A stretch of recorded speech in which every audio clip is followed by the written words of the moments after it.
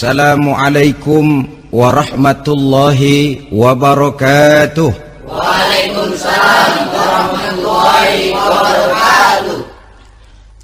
Alhamdulillah wassalatu wassalamu ala sayyidina Rasulillah sayyidina wa maulana Muhammad ibn Abdullah wa ala alihi wa sahbihi wa mawalah. La haula wa la quwwata illa billah, amma ba'du.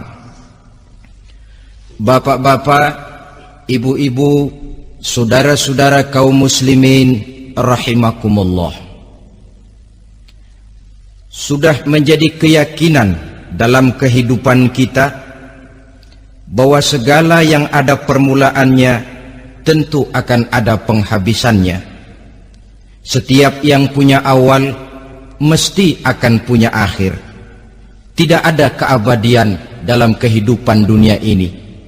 Semuanya datang dan pergi silih berganti, berubah oleh pergeseran masa dan pertukaran waktu. Demikianlah kalau kita mau merenungi kehidupan dari alam di sekitar kita. Sejak dari kehidupan tumbuh-tumbuhan, binatang, sampai kepada kehidupan kita, makhluk bernama manusia. Lihatlah kita manusia misalnya. Dimulai sejak kita terlahir ke alam ini, keluar dari alam rahim ibu, menjadi bayi yang merah tidak berdaya, untuk kemudian berangsur meningkat menjadi anak-anak. Dari kehidupan anak-anak berubah lagi kita menjadi remaja dengan segala keceriaan dan kelincahannya, dan dari masa remaja naik lagi kita memasuki usia dewasa, untuk kemudian berangsur memasuki hari tua. Lalu setelah kita memasuki hari tua, sehari, seminggu, sebulan, setahun, sampailah kita kepada batas waktu yang telah ditentukan oleh Allah, yang dinamakan ajal, dan bertemulah kita dengan yang disebut maut. Ini merupakan kepastian dalam kehidupan. Kalau saja kita mau merenung perubahan-perubahan yang terjadi pada diri kita, seharusnya membuat kita insaf dan sadar. Dikala remaja kita begitu lincah, punya rambut yang hitam ikal berderai, punya lesung di pipit, punya senyum yang indah menawan setiap orang yang melihat, punya kulit yang kencang dan bersih. Manakala kita memasuki hari tua, perubahan frontal pun terjadi. Kulit mulai jadi keriput, rambut yang tadinya hitam ikal berderai mulai memutih, nikmat berkurang.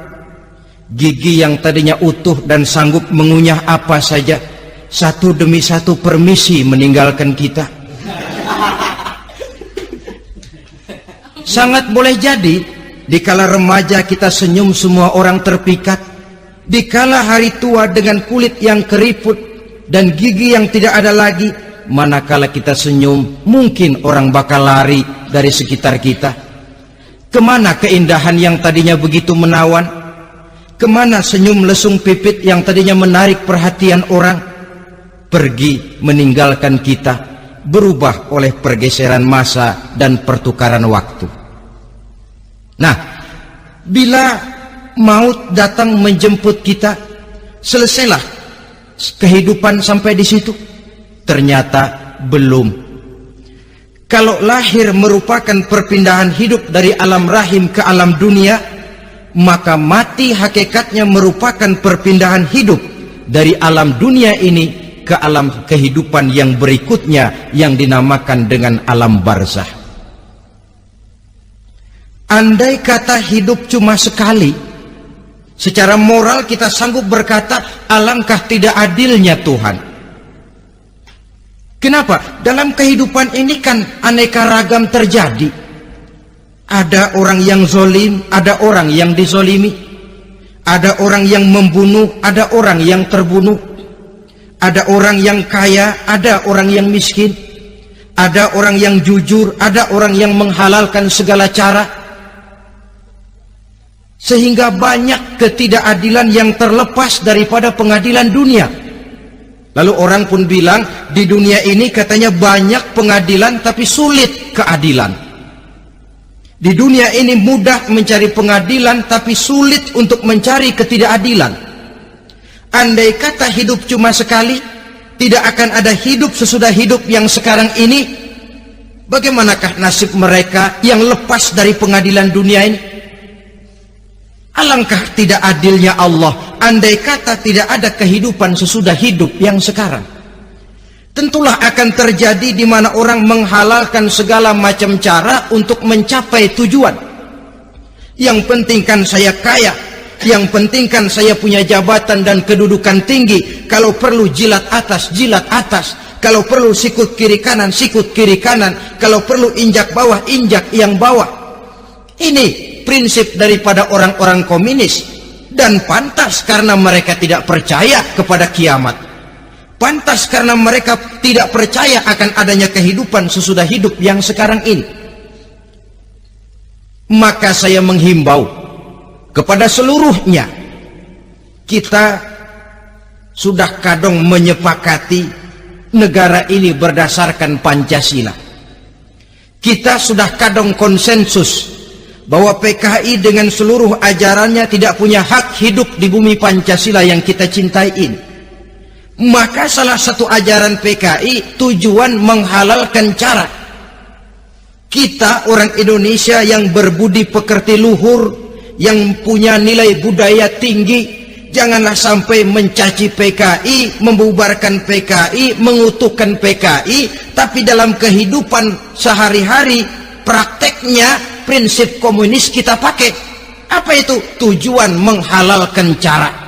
Asal sudah tujuan tercapai, cara apapun saja halal.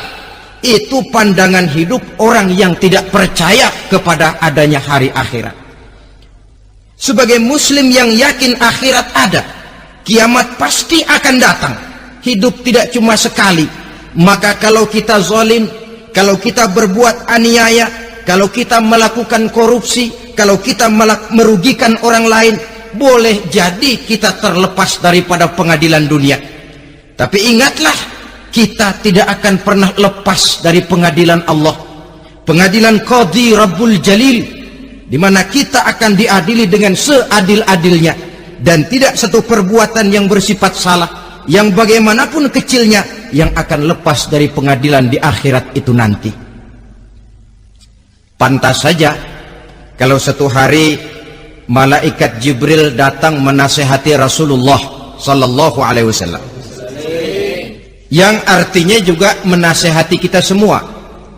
Apa kata malaikat Jibril kepada baginda Nabi? Ya Muhammad, ish ma syi'ta fa innaka mayyitun. Hai Muhammad, hiduplah semau kamu, tapi jangan lupa kamu pasti akan mati.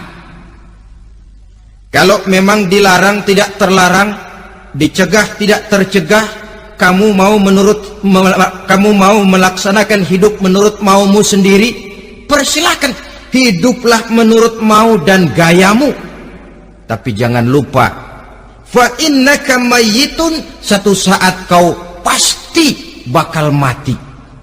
Dan mati itu bukan akhir dari segalanya, dia babak baru bagi kehidupan selanjutnya.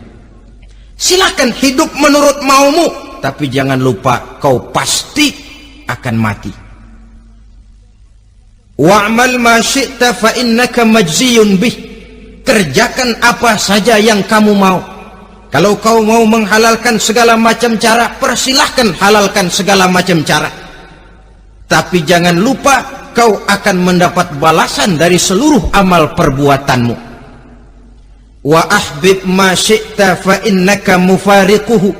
Dan cintailah apa saja yang mau kau cintai. Kau cintai anak istrimu, silahkan. Kau cintai harta bendamu, tafadhal. Kau cintai tanah airmu, kau cintai pangkat dan jabatanmu, persilahkan. Tapi jangan lupa, fa innaka mufariquhu, kau pasti akan berpisah dan akan meninggalkan segala yang kau cintai itu. Apa Apa artinya ini buat kita? Ternyata sesudah maut datang menjemput kita, ada kehidupan sesudah hidup yang sekarang ini. Ini yang mendorong kita untuk dalam kehidupan di dunia ini tidak melakukan prinsip saenake dewe, semaunya sendiri saja, asal perut kenyang, asal pangkat tinggi, asal harta dapat. Masa bodoh dengan merugikan orang lain, masa bodoh dengan menipu orang lain. Iku jenenge saenake dewe. Muslim tidak diajarkan. Ingat manusia, setelah kau mati, setelah kiamat datang, kau akan dibangkitkan, kau akan dimintakan pertanggungan jawab tentang kehidupan yang sekarang ini. Saudara hadirin, oleh sebab itu kalau kita bicara soal kiamat, soal akhirat, ini memang masalah yang gaib, yang sepenuhnya tidak bisa dicernakan dengan kemampuan penalaran intelektual. Dasar di dalam membicarakan ini tidak lain adalah iman kita kepada Allah Subhanahu wa ta'ala. Bukan cuma zaman sekarang, dari zamannya Nabi. Orang itu kalau sudah bicara kiamat, bicara akhirat, ada yang ragu-ragu, ada yang menolak sama sekali. Bukan dari zaman sekarang, dari zaman dulu. Pernah kok satu saat Rasulullah itu dakwah menceritakan, saudara-saudara, akan terjadi kiamat di mana Allah akan membangkitkan manusia dari kuburnya untuk memintakan pertanggungan jawab. Ini dalam dakwahnya Nabi pidato macam itu. Apa reaksi orang? Yang beriman ya mantap, tapi yang tidak beriman, bajingan-bajingan Quraisy ini, mereka bertepuk tangan, mengejek, mencaci. Malahan ini yang luar biasa, ada dua orang kafir namanya Ubay bin Ka'ab dan Al-As bin Wa'il. Mendengar pidato macam ini, mereka buru-buru pulang ke rumah. Ngapain? Ngambil pacul. Lalu berangkat nyari kuburan tua. Dia gali itu kuburan, tulang-tulangnya diangkut, dibawa ke depan Nabi. Ya Muhammad, tulang-tulang yang udah hancur begini, siapa yang bisa ngidupin lagi? Yang macam-macam aja kamu Muhammad, nggak rasional, nggak masuk akal. Allah menjawab. Apa kata Allah?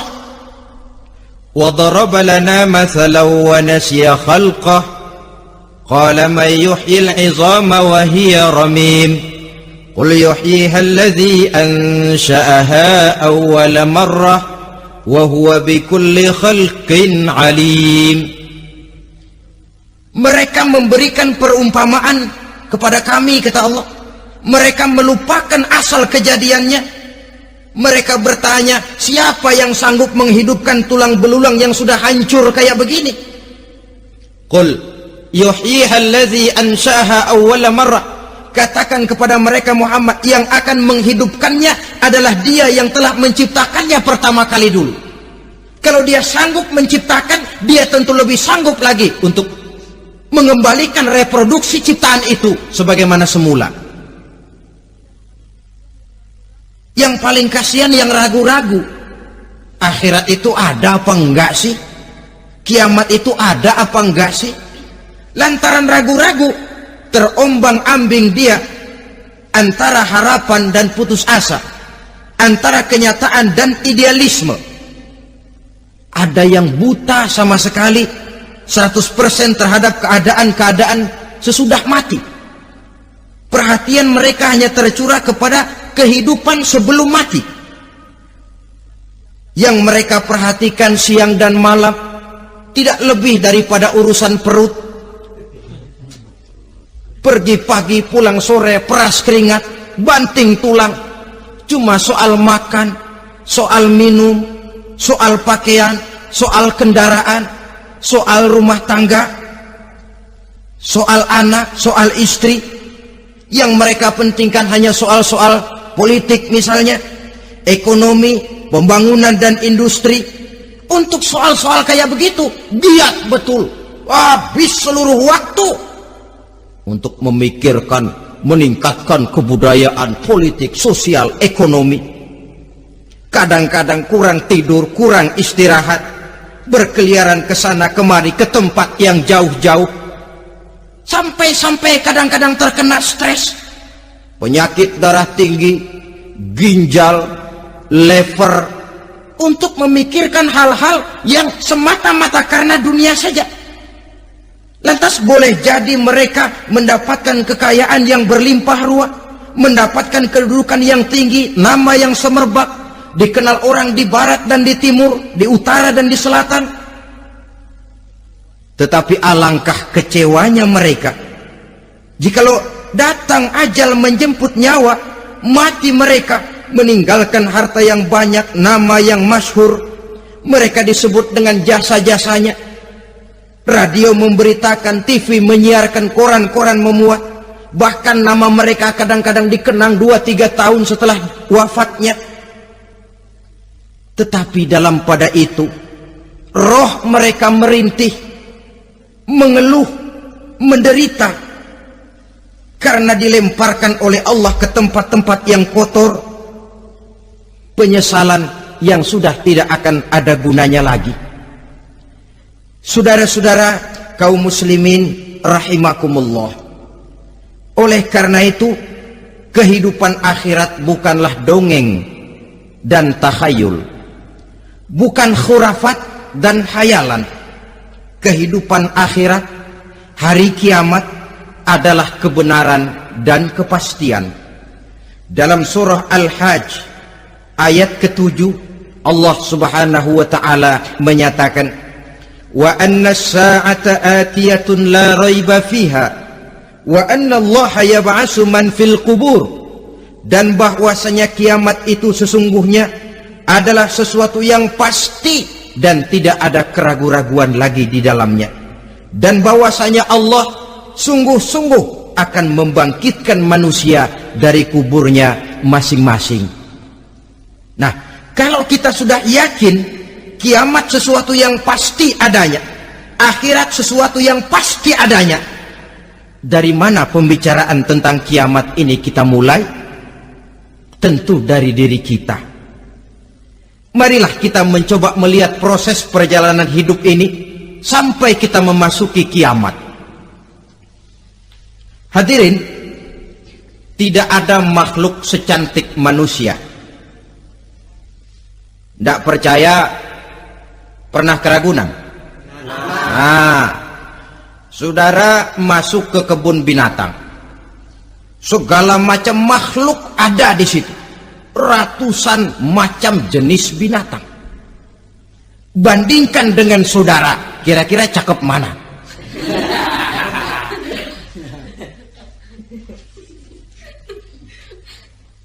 Dari seluruh makhluk yang diciptakan Allah itu, manusia fi ahsani taqwim, dalam bentuk yang paling sempurna, sejak susunan biologis sampai kemampuan berpikir.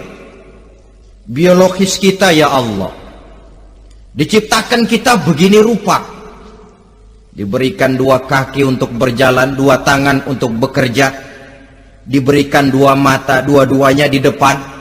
Pernah saudara mikir kalau mata kita yang satu di depan, yang satu di belakang? Ah, rasanya nggak laku kacamata itu.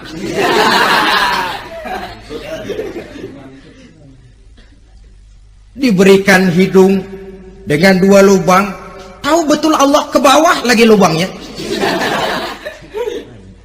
Coba pikir kalau lubang hidung kita menghadap ke atas, aduh, kalau musim hujan repot jagain hidung. Laqad khalaqnal insana fi ahsani taqwim. Sungguh telah kami ciptakan manusia dalam bentuk kejadian yang paling sempurna ketimbang makhluk-makhluk Allah lainnya. Nah, kesempurnaan manusia ini oleh karena hidupnya terdiri dari 2 unsur pokok. Pertama unsur jasmani dan kedua unsur rohani, jasad dan roh. Jasad yang terlihat sekarang ini, potongan saudara yang ngejedok di depan saya ini jasad saudara. Ini yang berasal dari saripati makanan yang dimakan oleh bapak ibu kita. Lalu hasil kerjasama yang baik antara ibu dengan bapak, terwujudlah kita. Kalimat langsungnya, jasad ini berasal dari tanah yang tadi berubah dari bayi, remaja, dewasa, meningkat hari tua. Yang berubah itu jasmani kita. Kenapa? Karena jasmani itu materi, benda, daya tahannya terbatas. Dia berubah oleh pergeseran masa dan pertukaran waktu. Apa ada orang makin tua makin cakep? Jasmani oleh karena dia materi, dia berubah oleh pergeseran masa dan pertukaran waktu. Nah, yang menyebabkan jasmani itu bergerak karena ada roh di dalamnya. Ini yang menyebabkan kehidupan. Ini yang menjadi sumber kehidupan, pusat kesadaran dan pengertian dalam kehidupan manusia. Tanpa roh dalam diri kita, maka jasad kita, pernah lihat orang mati? Nah, itu kalau orang mati, coba perhatikan. Apanya yang kurang? Kupingnya masih ada, tapi sudah tidak sanggup mendengar. Matanya masih lengkap, tapi tidak mampu melihat. Jangankan melihat, terbuka saja tidak. Mulutnya masih ada, tapi sudah tidak bicara lagi. Telinganya cukup, tapi sudah tidak sanggup mendengar. Kakinya lengkap, tapi tidak mampu lagi berjalan. Apa penyebabnya itu? Ternyata jasmani kita, jasad ini, manakala sudah ditinggalkan oleh roh, dia tidak akan bisa berdaya apa-apa. Tidak mampu berjalan, tidak pula berbuat, tidak pula bekerja apapun saja. Saudara-saudara, dua-duanya punya kebutuhan. Jasmani ada kebutuhannya, rohani pun ada kebutuhannya. Jasmani yang jelas perlu makan, perlu minum, perlu tidur, perlu pakaian, dan sebagainya. Nah, apabila saat berpisah datang, ajal sampai, berpisahlah roh dan jasad. Dan itulah yang dinamakan dengan maut. Jadi apa sih mati itu? Mati adalah berpisahnya roh dengan jasad. Sebab itu Islam sangat menganjurkan kita untuk banyak-banyak mengingat mati. Bagaimana caranya mengingat mati? Pertama, mati itu kan pasti. Kira-kira yang hadir di sini ada yang nggak mati nggak kira-kira? Semuanya bakal mati kan? Berani? Berani. Sekarang mau? Saudara, sebenarnya kalau kita merenung lebih jauh, orang itu tidak perlu takut mati. Walaupun tidak boleh terlalu berani menghadapi mati. Karena bagaimanapun takutnya kita kepada mati, toh dia pasti datang. Bagaimanapun beraninya kita mati, kalau belum ajal ya tidak mati juga. Jadi muslim itu kan harus berani menghadapi hidup dan tidak takut menghadapi mati. Mati adalah sesuatu yang pasti. Muslim dianjurkan banyak-banyak mengingat mati dalam kehidupan. Caranya bagaimana? Pertama, berziarah nengokin teman yang sakit. Ya? Suka nengokin teman yang sakit enggak? Oh, itu pahalanya kata Nabi. Menengok orang yang sedang sakit lebih afdol daripada sholat sunnah 1000 rakaat. Apa pernah saudara sembahyang sunnah sampai 1000 rakaat? Nengokin orang sakit pahalanya lebih afdol daripada itu. Kenapa menengoki orang sakit mengingatkan kita kepada mati?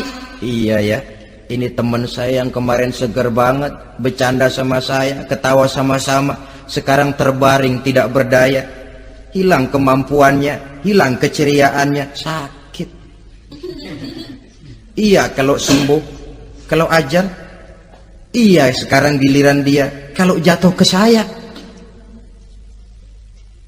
lalu menghibur teman dengan kata-kata yang enak yang akan mendatangkan sugesti supaya dia cepat sembuh. Jangan nengokin orang sakit jujur, sakit apa lo? Perut. Emang teman gua kemarin sakit begini mati ya? Wah, itu orang bisa jadi shock lantaran etika kita tidak akan sampai ke sana. Menjenguk orang sakit akan mengingatkan kita kepada mati. Apalagi ziarah kubur. Ada yang orang tuanya sudah meninggal? Nah, kalau ada, ya tidak bisa tiap hari, sekurang-kurangnya seminggu sekali, Jumat pagi misalnya, ziarah kita ke kubur. Sehingga kalau kita masuk kubur kan ada etikanya. Assalamualaikum ya ahlal kubur wa inna insyaallahu bikum lahikun. Hai penduduk kubur, keselamatan bagi kamu dan kami yang masih hidup sekarang ini insya Allah pasti bakal nyusul kamu. Iya, yang kemarin gagah benar sekarang terbaring tanpa daya. Ini unggukan kuburannya. Yang kemarin ada sekarang sudah tidak ada. Kemana dia? Kami satu saat pasti akan begini. Ingat mati. Lalu apalagi yang bisa membuat kita ingat kepada mati? Mengawal jenazah. Bukankah sangat dianjurkan oleh agama? Bahkan kalau bisa sejak mengurusnya, memandikannya, mengkafankannya, menyolatkannya untuk kemudian mengantarnya ke kubur. Hari ini saya antar dia ke kubur, besok boleh jadi saya yang diantar orang. Hari ini saya solatkan dia, besok boleh jadi saya yang disolatkan orang. Hari ini saya masukkan dia ke liang lahat, besok mungkin giliran saya dimasukkan orang ke liang lahat. Ingat mati, tumbuh kesadaran. Lalu daya positifnya dalam kehidupan apa? Nah, saudara-saudara hadirin, orang yang mengingat mati bukan lantas menjadi lemah dalam kehidupan, menjadi putus asa, sedikit semangat, terbentur kesulitan, mudah frustasi. Bukan itu tujuannya kita diperintah mengingat mati. Jelasnya Islam menganjurkan kita untuk mengingat mati guna maksud-maksud yang positif, supaya orang lalu sadar hidup ini cuma sebentar. Maka mumpung hidup, nah ini mumpung, tapi mumpung yang baik. Mumpung hidup, maka hidup yang singkat ini harus saya pergunakan dengan sebaik-baiknya, melakukan kebajikan yang sebanyak-banyaknya, menjauhkan rasa malas, menunggu keajaiban yang datang dari langit, berleha-leha, bermain-main, sementara maut kalau dia datang tidak pernah main-main. Pantas kalau seorang penyair bernama Syauqi memesankan, tazawwad bittaqwa fa innaka la tadri idza hanna al-lailu hal ta'ishu ila al-fajri, kam min sahihin mata min ghairi illatin wa kam min alilin 'asha hinan min ad-dahri. Persiapkan dirimu dengan takwa, sebab kamu tidak tahu apabila malam datang kamu masih bisa hidup apa enggak besok pagi. Apa ada jaminan saudara yang kumpul di depan saya malam ini besok masih bisa hidup? Tidak. Ada jaminan? Tidak ada sama sekali. Kam min sahihin mata min ghairi illatin. Berapa banyak orang sehat mati nggak pakai sakit lagi. Sebabnya kadang-kadang ringan saja. Ada yang cuma jatuh di kamar mandi mati. Ada yang cuma ketiban pensil. Iya, kalau ketiban pensil 3 peti masa nggak mati. Ta'addadatil asbab wal mautu wahid. Sebabnya boleh jadi macam-macam, tapi mati satu juga, yaitu mati. Dia seperti kelapa yang terlalu tua jatuh ke bawah, yang kembang baru keluar pun jatuh ke bawah. Itulah mati.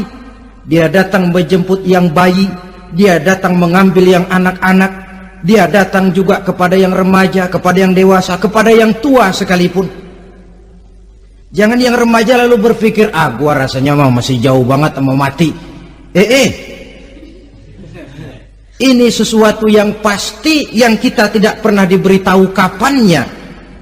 Kalau dikasih tahu kapannya kan kita bisa, umpama malaikat maut datang ke rumah saya, saudara Zainuddin kau mati 80 tahun lagi. Oh saya kan berhitung, masih lama, poya-poya aja dulu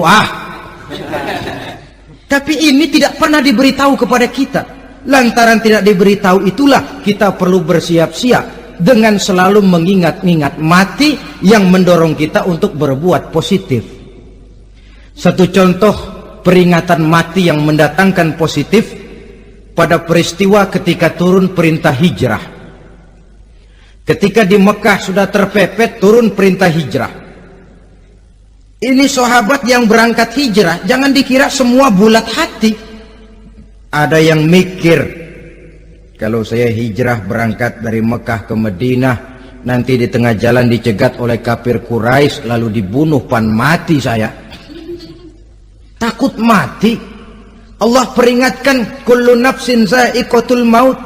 Kamu disuruh hijrah saja takut mati, padahal kamu tahu semua yang hidup bakalan mati. Diam saja di Mekah mati, hijrah ke Madinah pun akan mati. Mendengar ayat ini, Sayyidina Umar bin Khattab seperti dibakar semangatnya. Kalau sebagian sahabat hijrah sembunyi-sembunyi, beliau mau hijrah itu malah bajingan Quraisy dikumpulkan dekat Ka'bah. Pidato, ya ma'syara Quraisy, dedengkot Quraisy, dengerin. Besok pagi yang namanya Umar bin Khattab mau hijrah dari Mekah ke Madinah. Siapa yang kepengen kepalanya berpisah dengan badannya, persilahkan cegat Umar di jalanan. Besok dengan tenang dia berangkat hijrah, gak ada yang berani nyegat. Tuh Quraisy juga barangkali mikir, gue ngapain nyegat penyakit. Begitu ingat mati, timbul semangat juang, timbul semangat berbuat. Ini ingat mati yang positif, bukan yang melemahkan semangat. Dah jangan kerja rajin-rajin dah, lu bakalan mati. Ini ingat mati yang salah pasang. Ingat mati seharusnya mendorong manusia untuk berbuat lebih tekun. Allah memberikan peringatan, qul innal mauta alladzi tafirruna minhu fa innahu mulaqikum. Katakan, maut yang kamu akan melarikan diri daripadanya, yang kamu takuti benar dia pasti akan datang menjemput kamu. Saudara-saudara hadirin yang saya hormati, datangnya memang tidak kita harapkan yang namanya maut. Tapi sekali dia datang, tidak ada pintu tempat kita lari. Dia memang tidak pernah kita undang. Tapi sekali dia datang, mengetok pintu, kekuatan apa yang bisa menolak? Dia sebuah tanda seru dalam kehidupan. Apa yang menyebabkan orang takut mati? Pertama barangkali karena dia tidak tahu bagaimana kehidupan sesudah mati. Alam kubur gelap, alam akhirat gelap, sehingga dia bingung. Lantaran bingung lalu jadi takut. Yang kedua boleh jadi oleh bayangan-bayangan dosa yang pernah dia kerjakan di dunia ini. Kerjanya cuma menumpuk dosa. Dia gembira, bahagia, tertawa di atas tumpukan dosanya, merasa segan berpisah dengan seluruh kehidupan ini. Sehingga boleh jadi maut adalah sesuatu yang ditakutkannya benar dalam kehidupan. Tapi bagaimanapun takutnya, tidak ada tempat lari dari dia. Dalam ayat lain Allah jelaskan, aynama takunu yudrikumul mautu walau kuntum fi burujim musayyadah. Di mana saja kamu berada, dalam benteng yang paling tangguh sekalipun, maut pasti akan datang menjemput kamu. Nah, bagaimana caranya maut datang menjemput kita? Bila datang dia, sang malaikat pencabut nyawa, malaikat Israel namanya, hendak mengambil roh kita. Dalam suasana macam begitu, di akhir kehidupan dunia, dalam berhadapan dengan sakaratul maut, terbagilah manusia dalam dua bagian besar.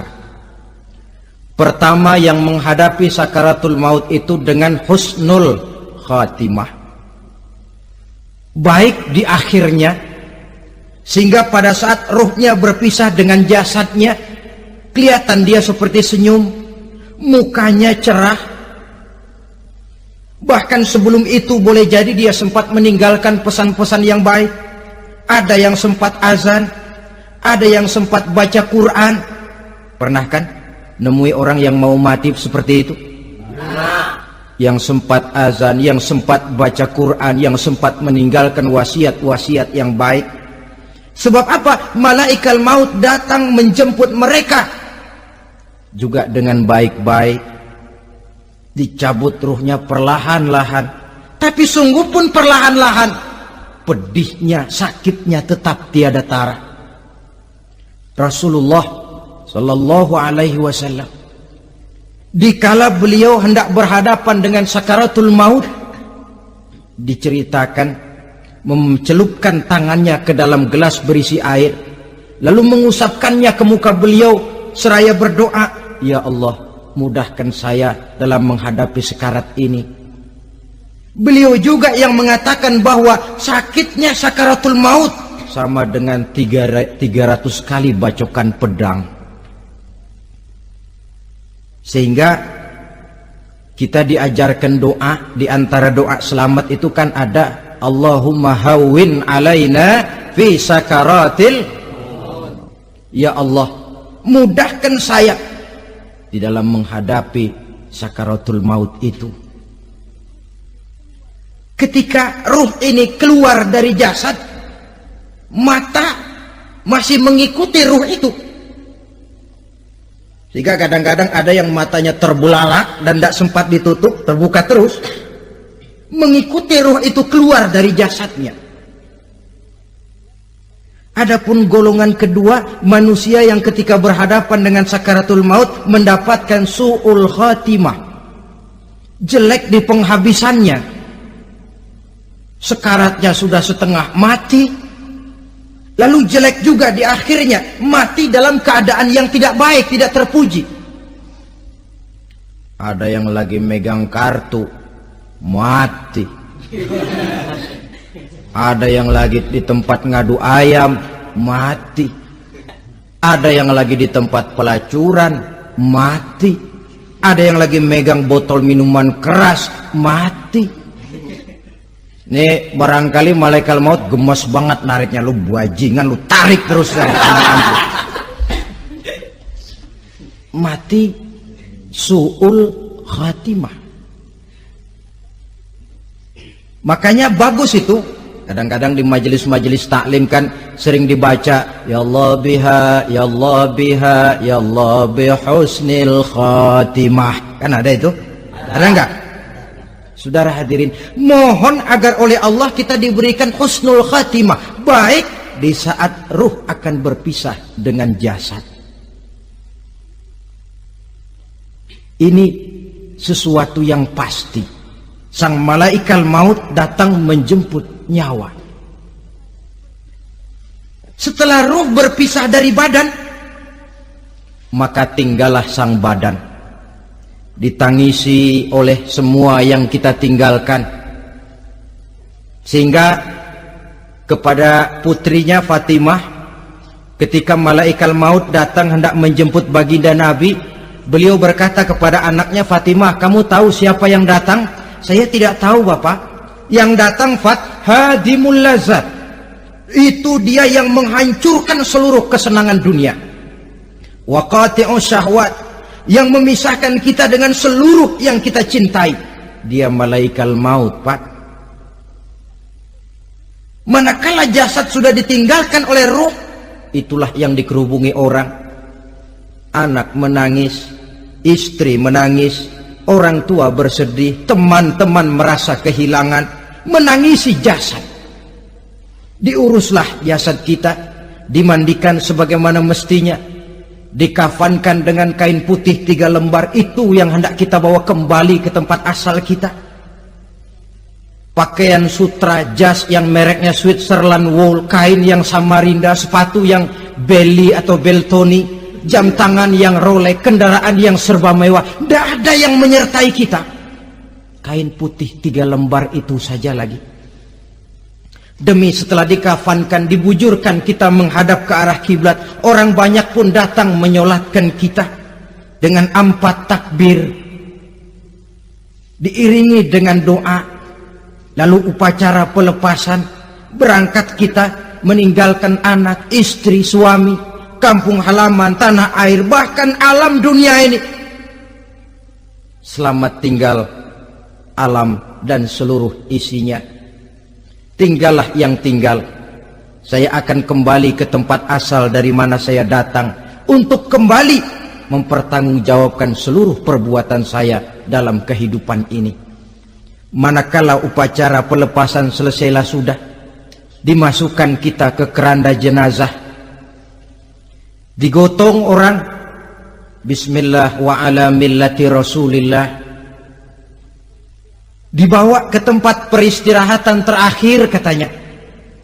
Padahal dulu kalau mau kita istirahat, ke villa lah kita, ke Bali lah kita, ke Hong Kong lah kita, ke tempat-tempat tamasya yang indah.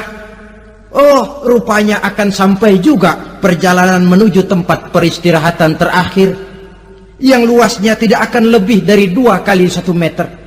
Diusung orang kita, diantarkan orang banyak.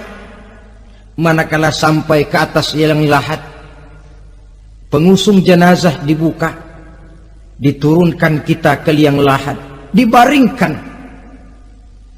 Gumpalan tanah akan jadi bantal kita, muka dibuka, dihadapkan ke arah kiblat. Setelah itu ditutup liang lahat kita dengan kayu. Masih belum kurang, diuruk dengan tanah. Yang menguruk orang-orang yang tadinya mencintai kita, menyayangi kita. Tapi ketika jasad sudah ditinggalkan ruh, habis rupanya cintanya.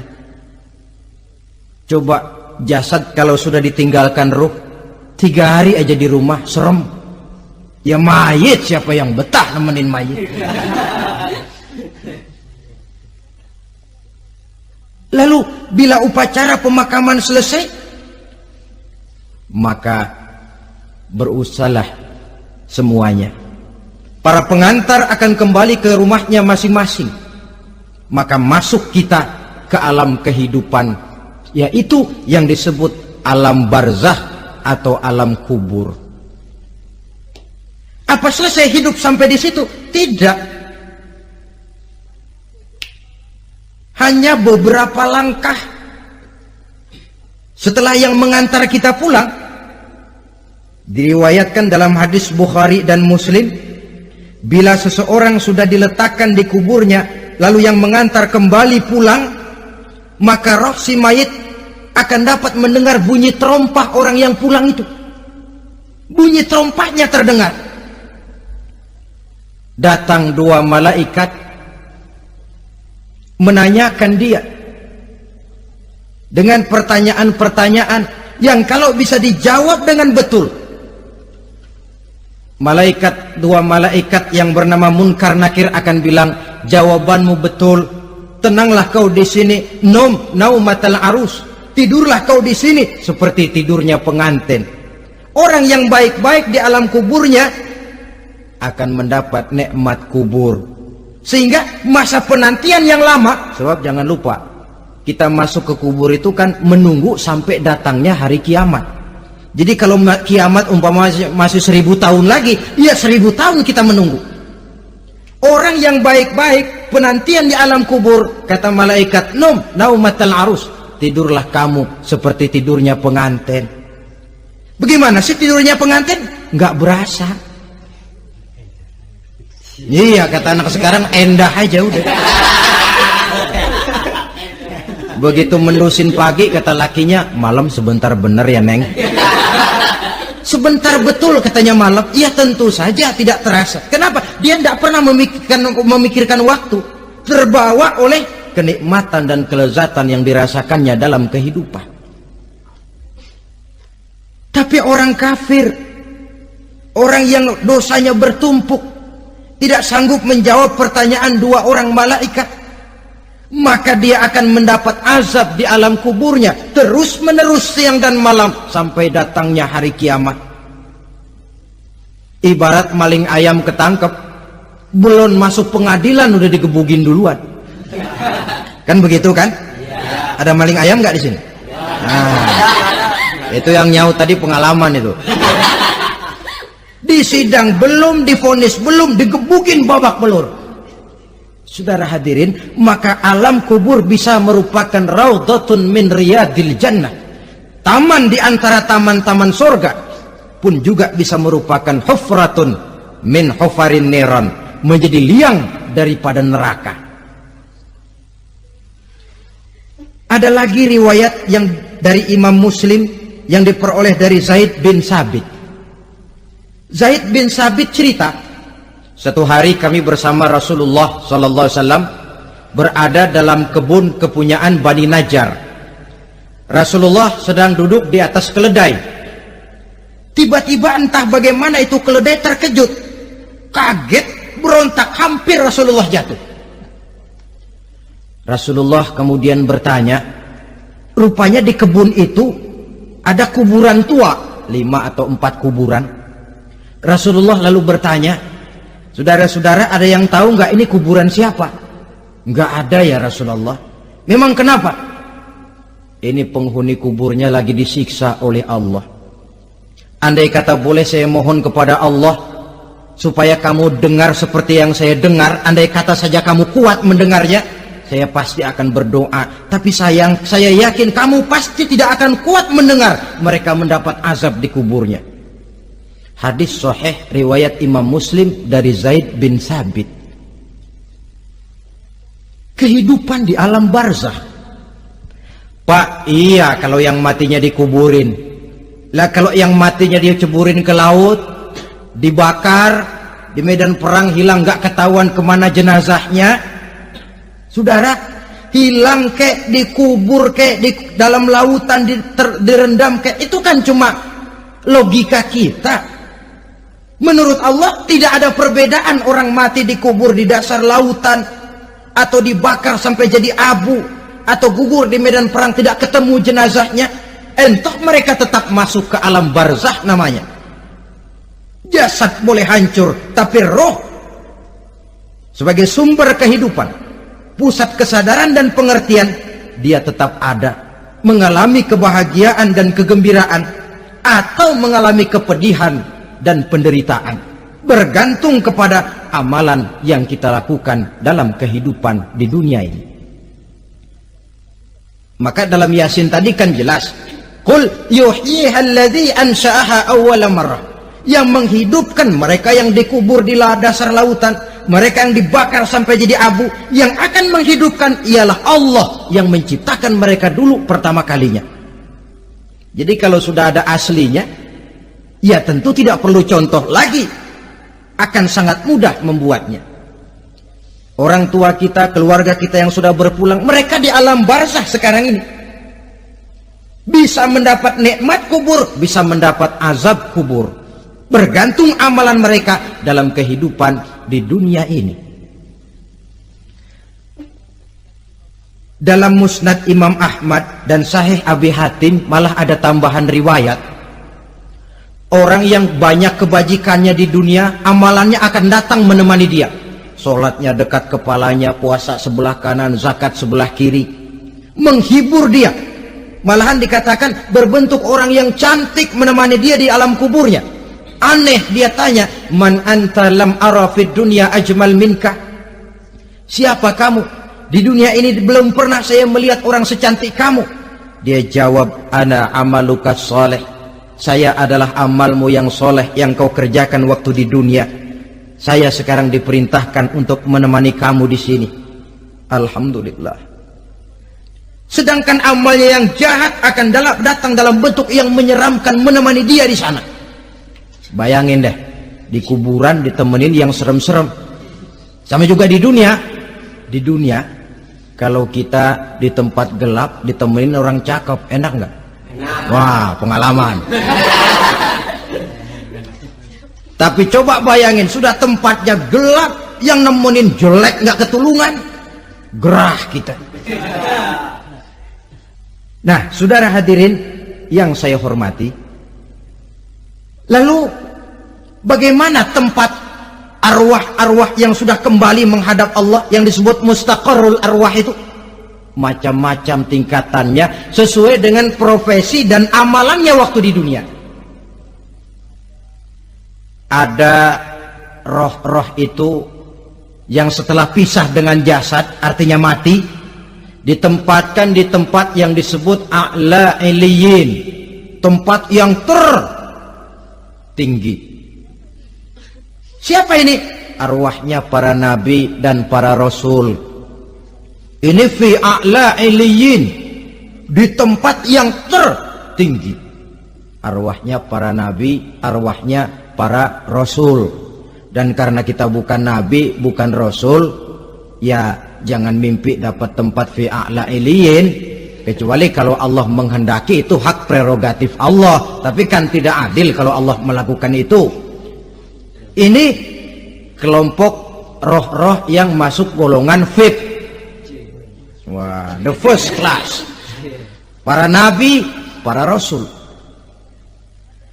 Lalu ada pula roh-roh itu yang setelah pisah dengan jasadnya diumpamakan seperti burung-burung hijau yang berterbangan di perkebun-kebunan surga. Roh siapa mereka ini? Rohnya para syuhada, orang-orang yang mati syahid gugur membela agama. Nah, ini bedanya orang mati syahid dengan pahlawan, ya.